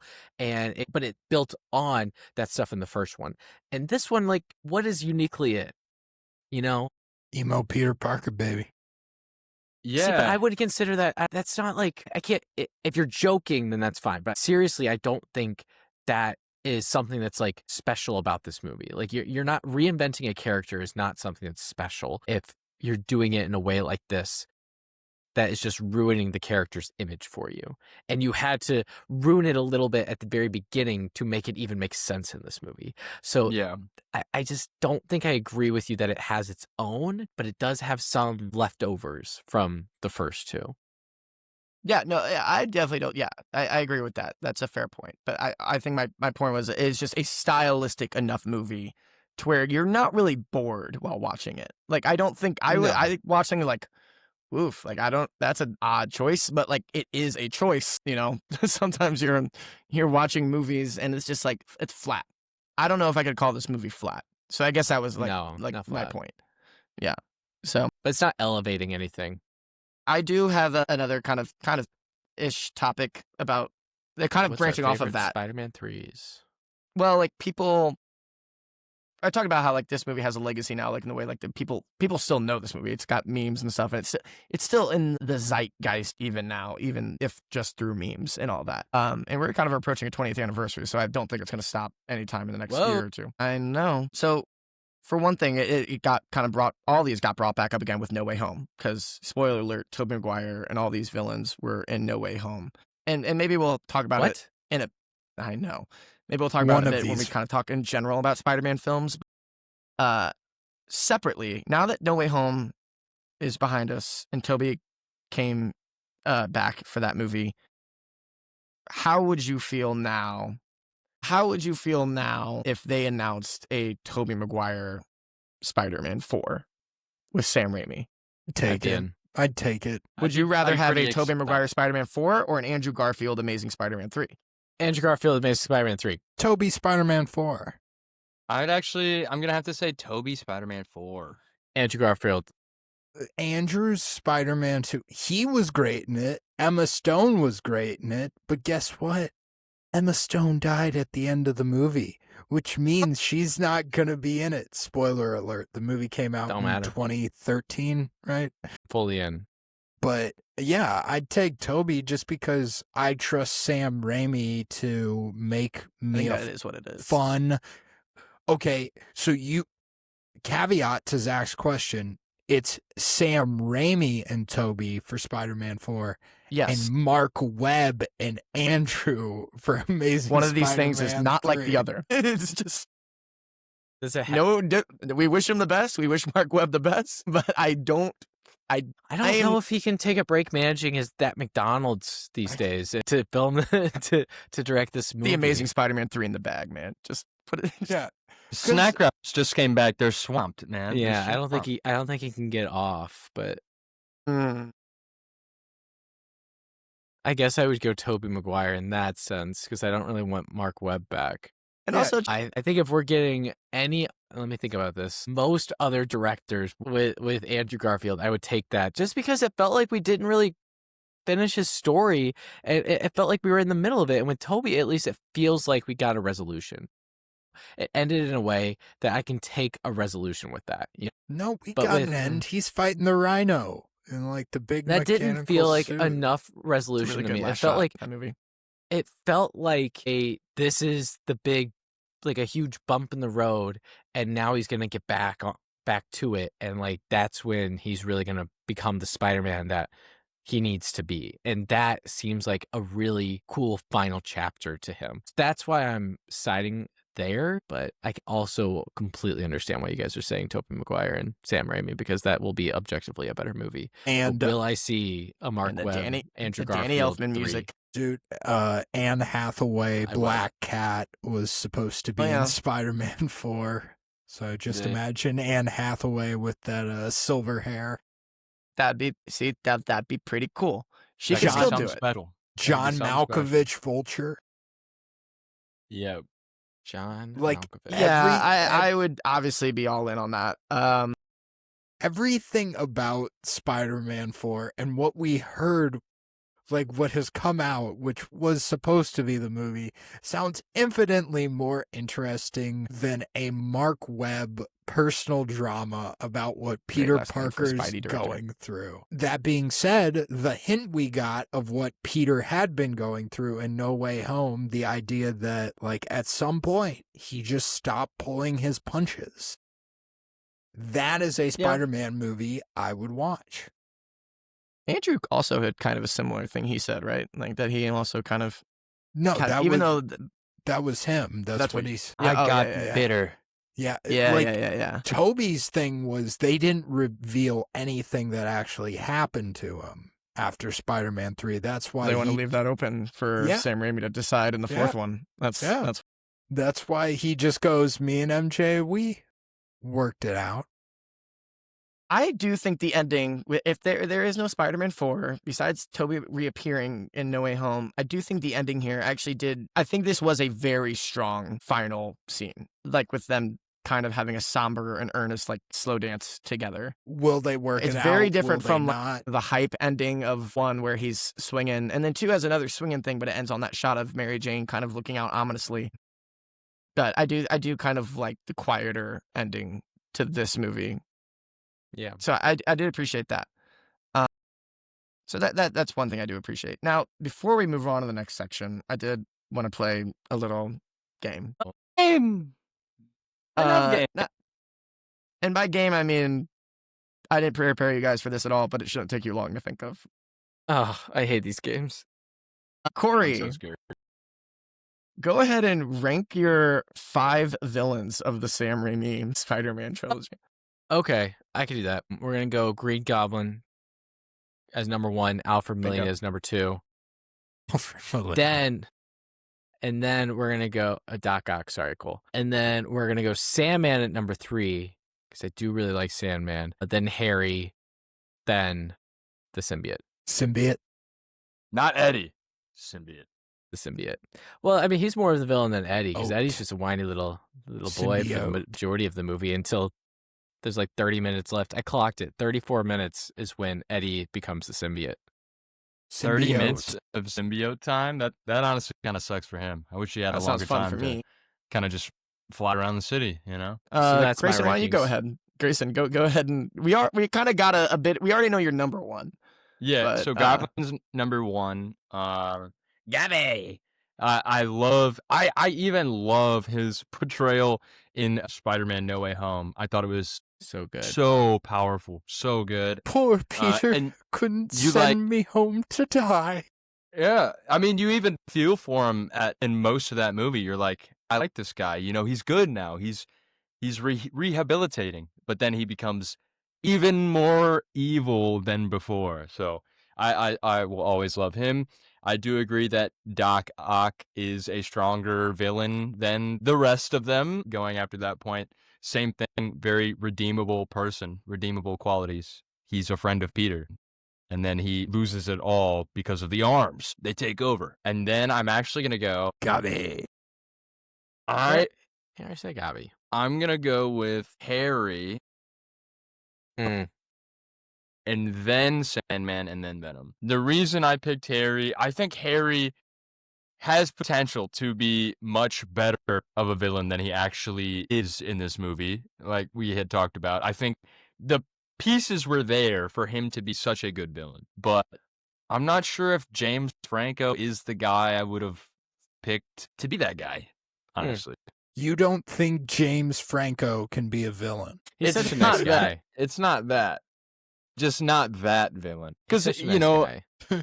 I never really felt the friendship between him and Peter, like, full on. Like, the chemistry as, like, total best friends isn't really all there. Like, even in this movie where they have that, like, best friend moment where they're like, playing basketball in the house again and hanging out. It still just kind of seemed forced. And I think, especially with this villain, he's got to be like, it's got to be a good friend in order to turn it around, which is kind of the same way with Doc Ock. You know, he is a good friend to Peter, and then it gets turned around. That's what makes him such a good villain. Cole? Well, I mean, my guess for Grayson was my top one, and that would be Doc Ock. Doc Ock is my favorite of all of these. There's something about Alfred Molina's portrayal of the character, and this is why I was so excited for him to come back in No Way Home. He just looks like the guy who, like, if you're having a bad day, will drop some really, like, hard words of wisdom that you may not like, but that you want to hear. And it's encapsulated in that moment where he looks at Peter and he goes, "Peter, my boy, you're all grown up. How are you?" And then when Peter... No Way Home. Yeah, when Peter tells him, trying to do better, that resonates with him because that's like one of the first things Peter said to him. But yeah, Doc Ock and then Gabi. Because, you know, it's him who's out of his mind. Get out of your mind. Then Thomas Hayden Church's iconic portrayal of Sandman at number 3. Harry Osborn, Green Goblin at number 4. And then, you know, somebody who just likes being bad because it makes him happy, Topher Grace's Venom at number 5. A lot of Venom hate in this chat. I'm going to go Gabi number 1, Doc Ock 2, Sandman 3, Venom number 4. And by the way, I really do appreciate that we don't do the mistaken identity subplot type of thing where it's like, oh, where Venom does things and people think it's Spider-Man. I hate stuff like that. So I'm glad they resisted the urge to do that. And then number 5, new Gabi, Harry Gabi. New Gabi. He's so Gabi. I do appreciate, I think that's how he's listed, like when they talk about villains, New Goblin. His highlight of him for me in this movie is after he tells Peter that he's the one dating MJ, and Peter walks across the street, turns around, and then he does his like look back and grin at him. He smirks at him. And then the bus passes by and he's gone. And Peter's like, oh, where'd he go? It's like, I promise you he's still in there. The bus, you can see the guy bus was behind him looking on the floor. The guy behind him is looking at the floor. That's the highlight. All right, here's the other one I had, and this one's a lot easier or quicker. It should be at least. I'm wearing an Evil Dead shirt right now. Not a mistake. Obviously, we're talking about Sam Raimi stuff. Rank your Bruce Campbell cameos in these 3 films. Okay, oh, go ahead, Corey. Okay. Can someone give me a refresher of his cameo in 2? Because I haven't seen 2 in a while. He maintains the illusion. He's the ticket taker. The usher.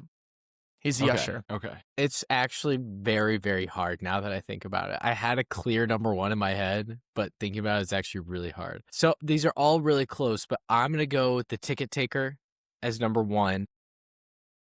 That's such a good scene. Your shoe's untied. Oh, thank you. No. I'm going to go the French restaurant host as number 2. French when he like reiterates in an Hello. American accent. And then I'm going to go with the wrestling announcer is number 3. That was my number 3. Even though they're all so close. They're all so close. They're really good. They're all good. He delivers every time. I actually, after I finished this movie, I was like, you know what? I'm going to watch the Evil Dead movies. So, coming up. All right. Since I haven't seen Spider-Man 2 in quite some time, I feel like I gotta go with. I love his French méthode in Spider-Man 3. I think he's so funny. The accent's incredible. And then I will go with the wrestling announcer as 2, just because I can't really remember the portrayal or the cameo in 2. But I also, as a kid, the wrestling scene in Spider-Man 1 was one of my favorite sequences in any superhero movie. I loved it. Mm-hmm. So I'm going to go Ticket Taker, Mater D, and then I'm going to throw in a secret one, Coach Boomer from Sky High at my number 3. And then number 4. Sidekick. I don't know if you heard the question. He's the gym teacher. And then finally, number 4 is the ring announcer who gives him the name, the Spectacular Spider-Man. That scene gives me chills still. The Amazing. I love his costume design, too. The human Spider-Man. God, that sucks. What did he say? That sucks. Yeah, that's what he says. Yeah, I'm gonna go again. I like all 3 of them. Tell you what, I'll also throw a random one in there. Coming in at number 4, the Pizza Papa. The Pizza Papa from Multiverse of Madness, his cameo in that one. Papa Pizza Papa. I don't remember his whatever. Pizza Papa. It's Pizza Papa. That bit felt a little weird, but I enjoyed it just because it's him. And I did actually like the end credit scene where he's beating himself up, and then he stops, and then he looks right in the camera and says, "It's over." That was fun, and so that mainly because that one reminds me the most of what he's doing in Evil Dead, which is a lot of physical comedy. There's a scene just like that in Evil Dead 2 where he's having to beat himself up with his possessed hand. So that's really I like that one. But 3, I'll go Maitre D from this one. 2, I'll do the Ticket Usher, and then 1, just because he gives him that name, and that scene is so good. The ring announcer in the first one is coming in at number 1 there. So yeah, that's my Bruce Campbell ranking. I was gonna save that obviously the Spider-Man rankings in general for review section, right? That's what we want to do. That's usually what we do. On to the award season. Apparently they strayed off course, and we're fairly certain they're in guerrilla hands. So why don't you use the regular army? What do you need us for? Because some damn fool accused you of being the best. I suppose, and we'll let our guests go first, right? Yeah, I get to go second because you guys took. I get to go third because I asked. I only have 2 written. Grayson, in this section, we just pick who our MVP was for the movie. Right. So MVP, this one actually took me a lot of pondering. I was racking my brain for whose performances I really enjoyed in this film. Part of me wanted to say Toby because I feel like a lot was thrown at him in this movie, and he still, portrayed a pretty solid Spidey. Part of me wanted to pick J.K. Simmons because he's always incredible. I know you guys really loved him in your first coverage of Spider-Man 1, so I decided to go with somebody new. And this one's weird, but I'm actually going to give it to Topher Grace. He's not a great Eddie Brock, but I think he's a great rival for Peter. Comedic relief. I think he's hilarious in this movie. And then the church scene is just iconic comedy. Like, that's so good. Praying to God Nice. to kill someone. Yes, hilarious. Great job, Grayson. Thank you very much. My MVP is going to be Sam Raimi. I think this is more of the entirety, but I mean, he made a trilogy that we look back on almost 20 years later, and we are still debating, is that not only the best Spider-Man movies, but is Spider-Man 2 up there with the best Spider-Man or superhero movies of all time? And there has to be something said about that. So I think overall, even though this movie wasn't a huge fan of, I still think all those things that I enjoyed about it go back to Sam Raimi being at the helm. So Sam Raimi was my MVP of this one, Spider-Man 3. Fair enough. Cole, you can go. I'll take it in the rear, if you will. Consistency is the thing that this franchise doesn't have in a good way for the first one, because it goes from 1 to 2 in order of good to very good, and then has a steep drop off. But there is one character who is consistent throughout. That is J.K. Simmons as Triple J Ranch, J. Jonah Jameson. I think he is always funny. I love the fact that he probably had a heart attack after having to pay for that wedding. It's not brought up, but he's got the hilarious buzzer that goes off every time he needs to take a pill. That scene actually did work for me. That was kind of funny to me. Not that one. I was laughing. Not that one. Good scene. I always like seeing J.K. Simmons show up in anything, honestly. He never once shows up and I'm like, damn it. You know, it's like, great. Nice. And it's a little sit-up moment every time. The epitome of that is, Half star. You want a staff job, you want a staff job. Anybody care what I want? I do. Shut up. Get out. That was it. Shut up. Get out right away. Yeah, that was so good. I want to see Spider-Man for the 2-bit criminal he is. But J.K. Simmons, MVP and king of consistency. There is a reason there is only one true live-action J. Jonah Jameson. Can't be replaced in every universe. Best editor in New York City. Besides the Times, the Herald, they like list a bunch. The Daily News. The Post. Just like all that stuff. Zach, It's sorry, hip. go ahead. It's now. It's wow. I can't. You know what? I was gonna go Christopher Young, but I already kind of talked about him. I do like those new themes, but I'll go Kirsten Dunst. I think Kirsten Dunst is Mary Jane. I think she is solid in this movie. I think she's solid in all three. And this movie, you know, gives her something to do. Maybe even more so than the last two movies. And I think watching her kind of balance kind of her career not going like it should with, you know, Peter's shortcomings as a boyfriend to her having to protect Peter by breaking his heart, you know, when Harry kind of puts her in that spot. I wish she wasn't made the damsel in distress for the third film. All these movies, she's a hostage at the end of all three of these movies. Eventually, I think someone's going to be like, why does this girl keep ending up in these situations? Maybe let's look at her boyfriend. I think that was pushing it. But overall, I think she, you know, obviously she's a great actor. She's really, really good. And my favorite Kirsten Dunst role is Fargo season 2. So small plug for that. She's really good in that season of TV. But yeah, she's my MVP for this one. But kind of like how Corey was saying, Sam Raimi for like this, but also kind of what he brought for all three. I would kind of say the same here with Kirsten Dunst. So, Corey, you want to do your little fun transition? Well, you can't because I picked him. On to the review section. Says that they insist on outside opinions. What kind of opinions? Well, your kind, not to put too fine a point on it. I mean, let's face it, in your particular field, you're the top minds. Okay, Cole, do you want to... It's hip. Cole still does go first. Yes. Yeah. I know that's always the case. One sec. Let me pull up my review. Let me write my review really quick. Give me a second here. Chat GPT, please tell me what I thought. Chat. No, I wrote this down. Spit out some art. The most CGI heavy, least character driven, and thinnest plot. To follow two great films is no small feat. But it doesn't even feel like they were trying to stick the landing. Now dig on this review. 2.75 out of 5. Interesting. Now it almost got very emotional and then it stopped, which was good. You guys hate the quotes. You really hated them for Rocky. That's a good quote. They hated Rocky because I picked the ones that are like really personal for Rocky. Like, I love you, Rock.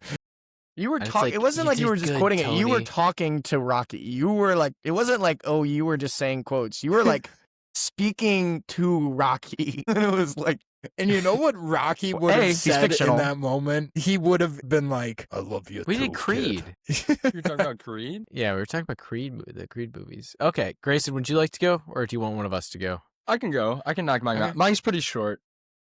Go ahead. Still fun. It's campy, but it honestly had some L's. I think making you dislike your main characters is never a good start. There's not much a redemption arc in the end, but still the nostalgia earns it some points back. So I'm gonna give it I'm gonna give it a 2.8.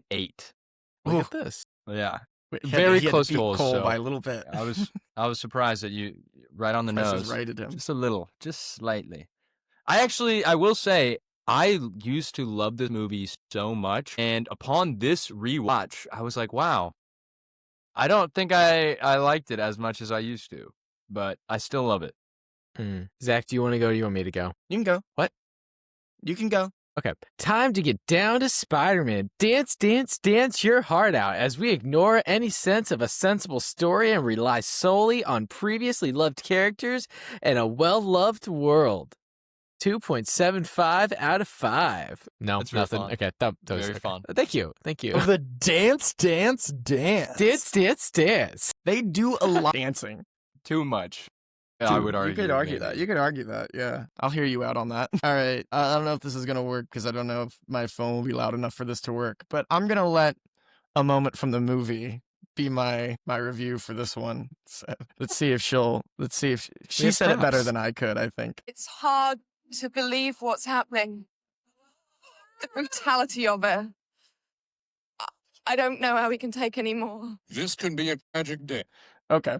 So This could be the end of 2.75 out of 5. The Spider-Man. totality of it. Yeah. I don't know how it can take anymore. Here's honestly the key thing is it's hard to believe what's happening. Like kind of like while you're watching it, there is just kind of like it is baffling how some of these decisions got made and allowed and were executed as such. But then again, just not as bad as like the worst superhero movies we've seen, I'd say, but not even close to actually. Yeah, 2. I feel fine matching the 2.75 rating there. So now the fun thing we do, Grayson. I almost we'll gave let it a Cole go first. 2.81. Yeah, that would have kind of pissed me off. So Cole, do you want to do your Spider-Man rankings now? The question is, Corey brought this up before. Or on the last episode, do you want to give your all eight live action Spider-Man rankings? Yeah. We go even 10 with the 2 Spider-Verse films. Yeah, I was going to do all 10 if that's cool. Yeah, I was going to say we can leave out the I did not Sony prepare villain all movies. We can leave out the Sony Morbius, Venom, Madam Web, all those, because I have not seen Craven or Last Dance. Morbin time. Okay, you guys want me to go? I'll just go right ahead. So I'm gonna start. Should I go lowest to highest? Highest to lowest? How we doing this? Because usually when I start. Okay, lowest to highest is our standard. So at the bottom of my list, below even this film, I'm going Amazing Spider-Man 2. And then Spider-Man 3, and then The Amazing Spider-Man. After that, the Tom Holland films in quick succession: Far From Home, Homecoming, and then No Way Home. After that, we go animated for a minute. We go Across the Spider-Verse. Then we go back to live action. Spidey 1, and then Spidey 2, and then finally we finish it off with Into the Spider-Verse as my number 1. Far enough. Grayson, I did not prepare you to do that. So do you want Corey to go and give you more time to throw something together? Yes, if you want to? I'm almost done. Okay. I can get mine. Mine's going to go Amazing Spider-Man 2, Spider-Man 3. Did you boo Cole for doing that exact? Fuck you. And then mine is going to go Homecoming, Amazing Spider-Man, Far From Home, a Spider-Man. Oh my gosh, why can't it's I'll be Spider-Man. No Way Home. I'm sorry. No Way Home, Spider-Man 2, Across the Spider-Verse, Into the Spider-Verse. Okay. I couldn't couldn't think of which home it was. You had no Homecoming a little low for my liking. That one's just so generic, man. The disrespect to Michael Keaton's I'm supposing I'll be gozing That's then. fine. Grayson, if you want to round us out after. All right, check out this hot take, baby. Coming in at number 10, Amazing Spider-Man. I think that movie's just kind of flat and boring. Don't need another origin story. Whatever. This one breaks my heart, but I think at number 9 I'm gonna go Spider-Man 3, and then at number 8 I'll go Amazing Spider-Man 2, and then Boo. and then 7 I'll do Far From Home, 6 No Way Home, 5 Homecoming. What? Dude, Yep. Homecoming's great. Uh, Homecoming's Great. 4 great Across is the quite- Spider-Verse. So the second one, second Spider-Verse at number 4. And man, these next 3 are just really hard for me to pick between. I suppose I'll go Spider-Man 2 Into the Spider-Verse, but man, you asked me on a different day and those 3 could be shuffled in Hey. whatever order, but yeah. We agreed to play Zach and I agreed on the top 4 of our list sounder. We play that one a lot. Yeah. I think we do. Especially Usually when we play that got one. 4 movies. All right, Grayson Grayson. looks ready. Yeah, he's got the hands Okay. together. I had to live through all of these, so I'm just kind of ranking 'Cause them he's based Spider-Man. on personal experience. Yeah. So I'm actually gonna go. Personal experience. Amazing Spider-Man 2 is number 10. Yeah, that was probably a tough one for you. Boo. That one, and then Wait. Spider-Man Far From Home is number 9. So What makes you hate I have my answer for movie- that. I have my answer if after Grayson goes. My answer for that, my reasoning behind that is when I went to go see No Way Home and the beginning of it started, I was like, wait a minute. Have I seen Far From Home? I have seen it 3 or 4 times. It's so not memorable for me. Like, it's just not, it doesn't stick. I just don't like it. It has It all just the doesn't do cute it. Peter and MJ Doesn't do enough. moments, though. Those are so. Doesn't do enough. Get over yourself, Cole. Let's see. Boo. Then I've got Amazing Spider-Man. And then I've got Across the Spider-Verse. I feel a lot of people say that's a little low. Boo, For me, Grayson. to me, it seems like a lot of filler.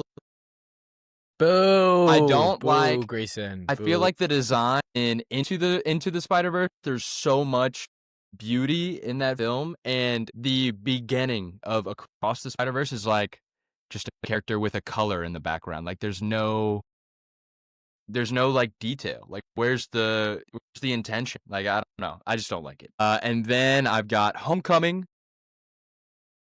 Underrated. I've got OG Toby Spider-Man. Then OG Toby Spider-Man 2. And then I've got No Way Home and then Into the Spider-Verse. Now, I Corey, think Interesting my list. big. Go ahead, Cole. Corey asked a question. I don't Is remember No it. Way Home the most Yes. Spider-Man movie? No, that was we've not my ever question. We can move on, Zach. I think Across the Spider-Verse is the most Spider-Man movie we've seen so far, honestly, with given how many Spider-Man are in that fucking movie. So that's. I'm gonna scream if we talk bad about that movie one more time. Because you know what that movie's making me want to do? Talk about this movie. It's making me want to watch Dune Part 2 right now, and I'm gonna go watch that's a it good after one. this movie. After That's yeah. a good one. Part 2 is I really don't good. see the correlation, but I did not They're follow both part either, twos. but They're both part twos. okay. They're both okay. one version that can stand on its own and the other one does not. But that's one big difference. Do I want to leave on a cliffhanger in my name, Zach? Wow. Yeah, that was accurate. Zach. I would agree with that. That was fair, actually. That is something I would say. Now, Corey, I guess you know what? I'll do this in the post-credit scene. Go. You can go to the post-credit scene. I had one other thing. On but- to the post-credit scene. You're still here. It's over. Go home.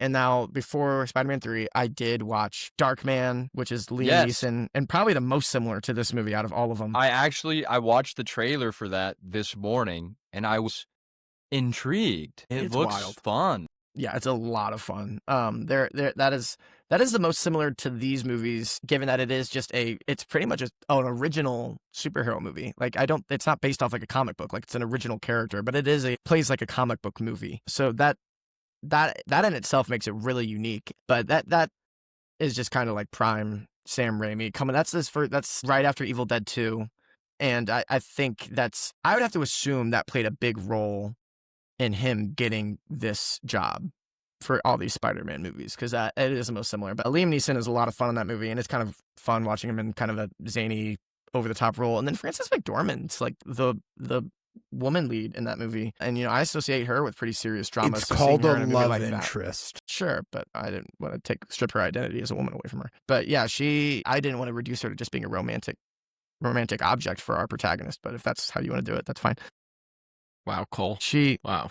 Nice. She's also in that and pretty 2025. good. But I think it kind of loses itself a bit toward the end. I think it gets a little clunky, but overall it is a ton of fun. So I'm really, really glad I saw that one. But Corey commissioned me to give my Sam Raimi rankings now that I've seen all 15 Sam Raimi movies, and I have them here. If you guys want to, Whoa.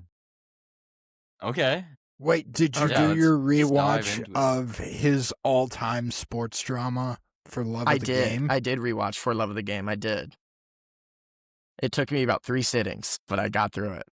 It's bad movie. It's bad movie. It's not like bad. Okay, well, here, we'll get to it. All right, coming in at number 15. It's The Great and Powerful. Not great. It plays Wonderful. like it is so similar plot-wise to Army of Darkness in so many ways. I think if you rewatch Army of Darkness and rewatch Oz the Great and Powerful, the comparisons just by basic bullet points are very similar, except the big difference is Army of Darkness looks better because it's like practical sets and we're not doing like this crazy magical world of Oz. And also Bruce Campbell's charisma is just, way better than James Franco's is in Oz the Great and Powerful. So that comes in at number 15. 14's Crime Wave, the movie he made between the Evil Dead movies. It's kind of like a mess, but like an interesting mess. Like the Coen brothers wrote it and he directed it. So it's kind of like a weird mix of their styles, but like it just never quite gels together. But there are moments where it's pretty funny. 13 and 12, I was pretty torn on, but I think 13, I'm gonna go For Love of the Game. Actually, I changed my mind. 13, I'll go Spider-Man 3. 12, I'll go For Love of the Game, which the baseball stuff in that is great. The romantic flashbacks just really slow it down a lot. 11, Doctor Strange, The Multiverse of Madness. I enjoy it, and I think the moments that you can feel it being a Raimi movie are the best moments. I just think it is kind of like, it almost feels like it's Raimi with kind of one hand tied behind his back because it has to be like contextualized and consistent and cohesive with the MCU a little bit. But the moments like where Doctor Strange being like a corpse at the end and possessing all those demons, I enjoy that a lot, actually. So like that, moments like that are like what elevate that movie. So that's like 11. 10, The Gift, which I talked about. 9, Quick and the Dead, which I talked about. 8, Darkman, which I just talked about. And then here we go. Now we're in the really good ones. 7, Drag Me to Hell. That is a really fun horror movie, and that was the one he made right after Spider-Man 3. So I'd highly recommend people watch that one. That is a lot of fun. Scare me. It's scary. Man. It is one of the most scary PG-13 horror movies ever made, I'd say, for sure. I would put it on I don't know if I of can that. watch it alone if it scared Spider-Man. I don't know. I just don't know. Yeah, it's a tough one. 6, Simple Plan. That's like his most grounded movie. I think talked about it before. That is just really, really good and really well acted and well written. It's not as like flashy as his other movies, but I enjoy it a lot. Man, gets tough here, but I think I am gonna go Spider-Man 2002 at number 5, and then Spider-Man 2 at number 4, and then that does leave the 3 Evil Dead movies for the top 3. And because there's a chance we do those, I am not gonna give those rankings. They are the top 3. So that's my complete Sam Raimi ranking thing. Very fair. Yeah. So I did it. I watched them all. Nice. Give me a Proud of medal. you.